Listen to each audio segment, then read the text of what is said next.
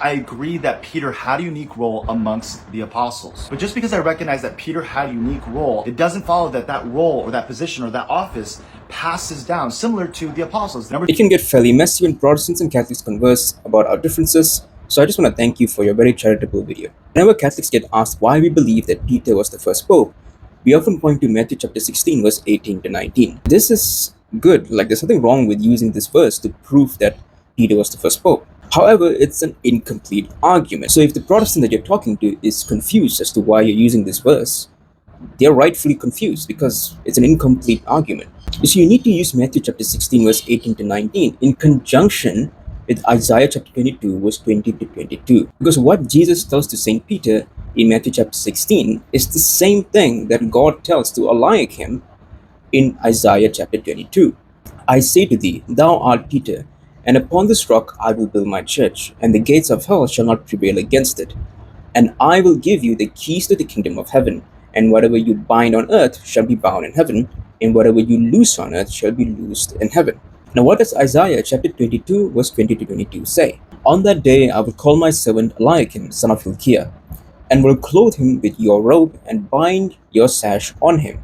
I will commit your authority to his hand, and he shall be a father to the inhabitants of Jerusalem, and to the house of Judah. I will place on his shoulder the key to the house of David. Whatever he opened, no one shall shut. He shall shut, and no one shall open.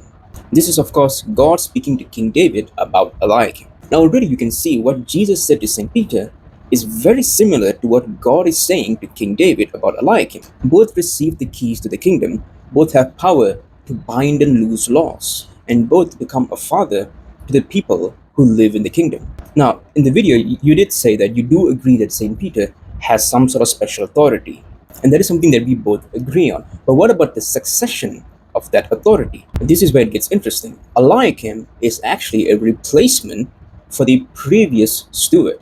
This is from the same chapter, Isaiah chapter 22, verse 15. So we can see that before Eliakim, there was a steward, and this steward was removed by God. And not only was there a steward, there was also a office. Again, this is very similar to what Jesus is telling to St. Peter. There will be this office of believers, this magisterium, if you will, and that there will be a leader that leads this magisterium, and that leader is the steward, which is St. Peter. Even the characters in both stories are the same.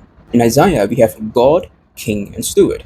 God talks to King David, and then there's Eliakim, who's the steward.